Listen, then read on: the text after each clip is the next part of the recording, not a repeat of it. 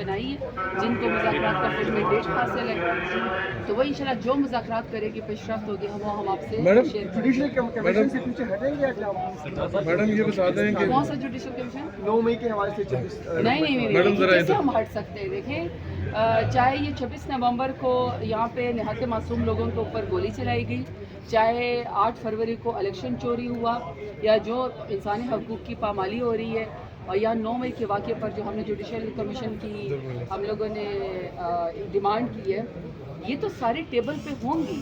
دیکھیں نا، یہ تو حقائق ہے، حقائق سے پردہ تو آپ یا آگ چشم پوشی تو آپ نہیں کر سکتے ہیں نا۔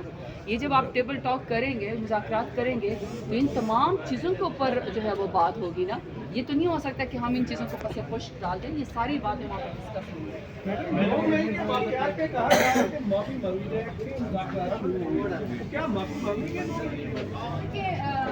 اگر کسی کی انا کو تسکین پہنچتی ہے نا کہ 9 مئی کے واقعے پہ معافی مانگی جائے، تو یہ کسی کی اپنی ایگوئسٹک پرابلم تو ہو سکتا ہے، لیکن اصل بات یہ ہے کہ 9 مئی کی آڑ میں پورے پاکستان کو یرغمال بنایا ہوا ہے۔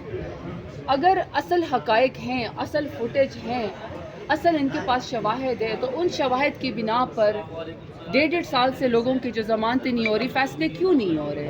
پھر سب سے بڑی بات یہ ہے کہ جن لوگوں نے 9 مئی کے واقعے کے بعد پریس کانفرنس کر لی، جن کی وہاں پہ فوٹیج 9 مئی کے واقعے کے دن تھی، جب انہوں نے پریس کانفرنس کر لی، خان صاحب کا ساتھ انہوں نے چھوڑ دیا اور وہ کسی اور پولیٹیکل پارٹی میں چلے گئے، تو وہ وزیر بھی بن گئے، مشیر بھی بن گئے، عہدیدار بھی بن گئے، ریزرو سیٹ پہ بھی وہ خواتین آ گئی۔ تو اس لیے دیکھیں، اس کا مطلب ہے کہ کوئی اور معاملہ ہے، اس لیے تو ہم نے جوڈیشل کمیشن کا کہا ہے۔ جی، تو اس میں کون لوگ تھے؟ میڈم آپ نے 4-6 سوال مانگے تھے وزارت داخلہ کی کمیٹی سے، سوال کیے تھے، ان کا کوئی جواب آیا ہے؟ کوئی پیش نیکسٹ میٹنگ تک انہوں نے کہا ہے کہ ہم اس کا آپ کو آنسر کریں گے، کیونکہ ظاہری بات ہے میں نے بالکل حقائق کے اوپر مبنی، اور یہ پہلا ایک آفیشیل فورم تھا جو میں نے پاکستان تحریک انصاف کی طرف سے شامل کیا۔ ہم سب سے آپ لوگ بار بار سوال کرتے ہیں کہ آپ لوگ ابھی تک کورٹ میں جو as political party P T I آپ لوگ کیوں جو 26 نومبر کا واقعہ اور شہداء کے لیے یا مسنگ پرسن کے لیے آپ لوگ بات کرنے کیوں نہیں گئے؟ وہ ہماری پٹیشن تیار ہے، لیکن ظاہری بات ہے کہ جو لوگ شہید ہوئے ہیں ان کی فیملی ابھی تک ٹارچر کے اندر ہے، اور ان کو ابھی تک جو ہے ظاہری بات ہے وہ خوف میں سے نہیں نکلے۔ لیکن اس کے مقابلے میں جو میرے پاس انٹیریئر کمیٹی کی اسٹینڈنگ کمیٹی کی میرے پاس فورم تھا، میں نے اس کو استعمال کیا، اور اس میں نے سارے سوال کیے ہیں کہ نہایت لوگوں کے اوپر آپ نے گولی کیوں چلائی، سوشل میڈیا ایکٹیوسٹ کو کیوں گرفتار کیا جا رہا ہے، آپ جیسے جو فیلڈ رپورٹر ہے وطی اللہ جان سمیت ان کے اوپر سیاسی جو بات چیت ہے وہ جب تک رویے سیاسی نہ ہوں تب تک وہ نہیں ہو سکتی۔ ان کا رویہ ہی سیاسی نہیں ہے، یہ اپنے آپ سے جو فسادی اور انتشاری ہیں، 9 مئی کے ہیں، 26 نومبر کے ہیں، ان کو علیحدہ کریں، اپنے آپ سے ڈسٹنس کریں۔ یہ نہیں ہو سکتا کہ بانی پی ٹی آئی کا بھی وکیل وہی ہو اور 9 مئی کے جلاؤ گھراؤ والوں کا بھی وکیل وہی ہو۔ جب وہ ان کی ضمانت ہو تو اس کے بعد 9 مئی والے ان کے ہیرو ہوں، 26 نومبر میں جو سیکیورٹی فورسز کی شہادتیں ہوئی ہیں ان کو یہ کنڈیم نہ کریں۔ تو میرا نہیں خیال کہ اس طرح کے رویے کے ساتھ کوئی مذاکرات کسی نتیجہ خیز ہو سکتے ہیں۔ سیاسی رویہ اپنائیں، سیاسی جماعت بنیں، وہ اس کے بغیر یہ مذاکرات ہوں بھی تو کامیاب نہیں ہو سکتے۔ تو میرا خیال ہے حکومت تو بڑی دیر سے کہتی ہے، ہم تو جب بھی پیشکش کرتے ہیں مذاکرات کی یہ اس کو کمزوری سمجھتے ہیں۔ اپوزیشن میں بھی کی، ہم نے مساق معیشت کی بات کی، انہوں نے کہا یہ این آر او مانگ رہے ہیں۔ اس کے بعد دوبارہ حکومت میں جو 16 مہینے کی تھی اس میں کہا، انہوں نے کہا یہ بالکل کمزور ہو گئے ہیں۔ اس کے بعد اس دفعہ 26 کو جب سنجرانی کی بات ہوئی، سنجانی کی کہ وہاں جلسہ یہ کر لیں، اس وقت بھی انہوں نے اپنے نعرے لگائے کہ جی ہم کامیاب ہو گئے، انقلاب آ گیا، یہ بڑے کمزور ہو گئے۔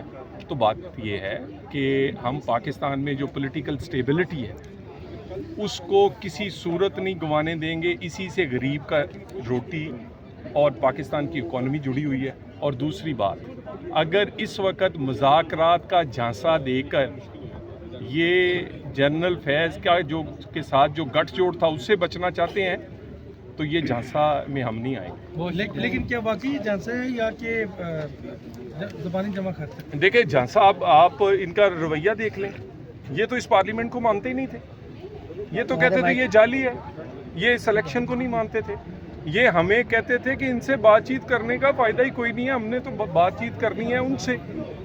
और अब अचानक हम ये अब कोई इनके पास जगह नहीं बची, और एक चार्जशीट है बानी पीटीआई और फैज़ हमीद के ख़िलाफ़, वो कल ही फैज़ हमीद के ख़िलाफ़ नहीं है, और ये जो बुशरा बीबी की जो जादूगरी थी, उसके पीछे जादूगर जो था वो फैज़ हमीद था। और इस वक्त ये अपने आप को वहाँ से बचाने के लिए, अब ये कैसे लोग हैं ये यार, कोई गैरत होनी चाहिए कि जिसने आपका मुश्किल में या अच्छे वक्तों में साथ दिया हो, वज़ीर आज़म बनाया हो, हुकूमतें दी हों, आपके जो गंद हैं उनको साफ़ करवाया हो। मैं जनरल फैज़ हमीद की बात कर रहा हूँ, वो उसको आप आज कह रहे हैं हम जानते ही नहीं हैं, हमें तो पता ही नहीं है, हमारे साथ तो तल्लक ही कोई नहीं। यार कोई शर्म होनी चाहिए, कोई हया करें।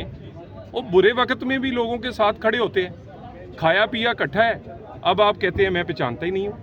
आप पहचाने ना पहचाने, पूरे पाकिस्तान को पता है। तो लाल साहब, इस नेक्सस में एक खातून थी, वो बुशरा बीबी की जो दोस्त थी, जिनके ऊपर बहुत बड़ा इल्ज़ाम था कि उन्होंने बड़ी करप्शन की है, फराग होगी, वो नहीं मिल रही। उनका कोई पता है कहाँ पे है, क्या उसके खिलाफ कोई इन्वेस्टिगेशन चल रही है? गुजारिश ये है कि उनको अपने दौर में इन्होंने इस मुल्क से फरार करवाया, और ये अभी भी वो इसलिए ये उन्हें पेश नहीं कर रहे कि इन्हें पता है कि फिर बहुत सारी चीज़ें खुल जाएंगी। बहरहाल बात अगली स्टेज पे चली गई है, और ये मुज़ाकरात जो हैं वो माइनस बानी पीटीआई तो हो सकते हैं, लेकिन अगर ये पीटीआई समझती है कि ये वो पीटीआई है जिसके सरबराह अभी भी अडियाला में है, तो शायद ये बातचीत आगे ना बढ़े। बता दीजिएगा, लास्टली ये बता दीजिएगा कि यार अब इससे बहुत बड़ी बात कर दी।